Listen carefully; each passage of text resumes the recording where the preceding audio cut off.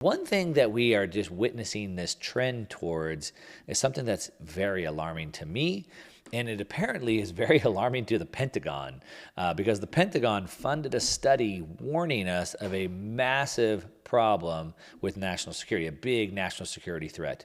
And that's something that you typically take pretty seriously, especially if you're the Pentagon, if you're in the military, like you take threats to national security pretty seriously.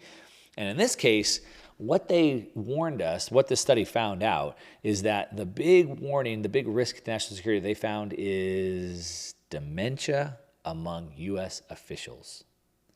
Now, I've talked about this. If you follow me on social media, you've seen me post about it. If you don't follow me on social media, hit me up. You can find me on Instagram, on Twitter, at @1markmoss. My website, @onemarkmoss.com, has everything linked there. But I've posted some of this stuff before, and we've seen Dianne Feinstein and Nancy Pelosi. Obviously, you know about Biden. But recently, we've seen Senator Mitch McConnell.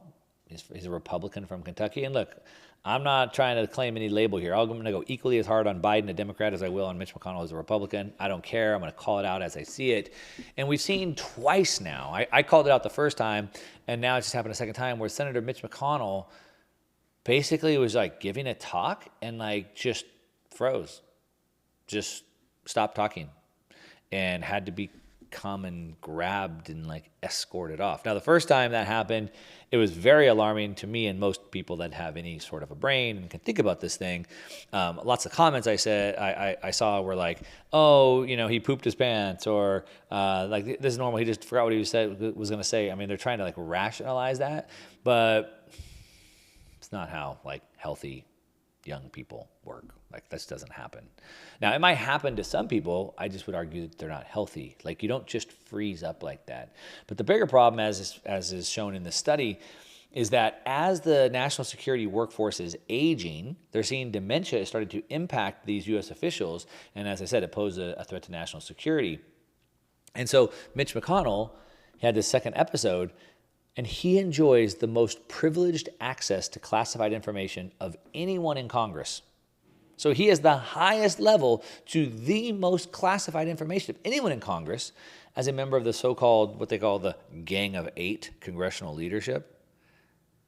90-year-old Senator Dianne Feinstein, she's a Democrat on the other side of the aisle, she's 90 years old. You can see her decline all over. I mean, if you don't see this, you're completely blind, or you just listen on the radio. But like, literally, she had disappeared for a long time. Everyone thought she was dead because she had no appearances. Then they wheel her like half living corpse out into a wheelchair. And no offense, like, I mean, if you're a family member, I'm sorry, but like, it's the truth. Like, she's old. She's 90 years old. They wheel her out. And then you see her in the halls of Congress, and she doesn't even know what she's talking about. And they're telling her how to vote. She was like rambling on. Just say aye, just say aye, just say aye. She's like, aye. Like, she's signed over all legal responsibility of her estate to, I believe, her daughter. Like, she doesn't even have control over her own estate, her own assets, her own person, but yet she's one of the highest ranking members of the government. Like, how does that make sense? How is she able to vote when she's experiencing memory lapse, when she doesn't even know where she's at, when she can't even recall that she was just gone for a month? And she was part of the Gang of Eight for years, and she remains a member of the Senate intelligence community. Why is she on the intelligence community? Nancy Pelosi. She's running again. She stunned observers when she announced that she wants to run again. She's 83 years old. And again, look, I don't have a problem with old people. I love old people. I love my grandparents. But at some point, it seems like we have laws in the United States against elder abuse.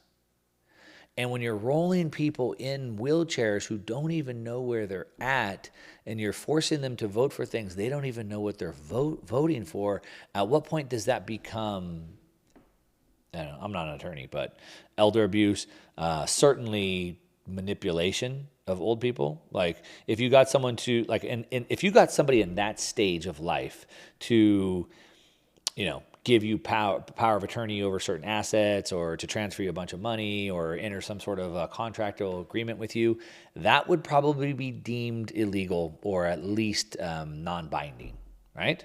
They clearly don't know where they're at, and you took advantage of them. But yet that's exactly what we're doing here. And the thing that I don't understand is, look, I cited Republicans and Democrats. I don't care what side of the aisle you're on. I don't understand how people, regardless of what side of the aisle you're on, I don't see how anybody can be okay with this.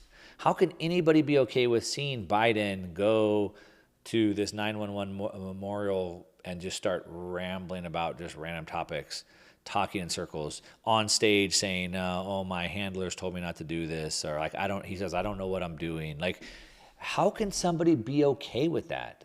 And look, I get it. Like, you're for this radical left progressive, like whatever. Okay, that's cool. But like, couldn't you just get like a Gavin Newsom or something like that? Like, do you have to get people who can't talk, who don't know where they're at? And according to the Pentagon, it's a threat to national security. Now, most holders of security clearances, which is, by the way, a very ballooning class of officials, have access to secret government information. They're subject to rigorous and invasive vetting procedures. So how can they hold that? I guess at some point maybe it should be rescinded from them. Who knows what they're going to say? They're in with their nurse and they're just rambling like, security clearance stuff.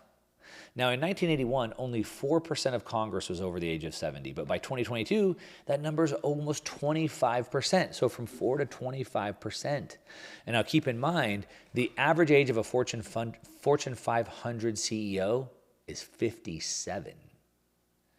Average ages of Congress are in their 70s. Feinstein's 90. No one's running a Fortune 500 company at that age. Well, maybe Warren Buffett. I'm not sure if he's still the active CEO or not. But the average age of a Fortune 500 CEO is 57 years old. And I think it's time that we have that. I think everybody agrees to that. And we see this kind of coming back onto the ballot. This is like another talking point. Term limits, obviously, we have that. Insider trading is one that they just don't want to have happen. And now this age limit. But I would love to hear, hit me up on social media. Let me know. Am I wrong? Do you have a different viewpoint? And this is an opinion, so I can't be wrong. It's my opinion. I'd like to hear your opinion if it's opposite of what I have. Why would you, regardless of what aisle you're on, think it's okay to vote for a Dianne Feinstein or a Joe Biden? If anybody has a counter opinion to that, I'd love to hear it, because I'd love to hear opinions from both sides of the aisle. Hit me up on social media at @1MarkMoss, or shoot me an email,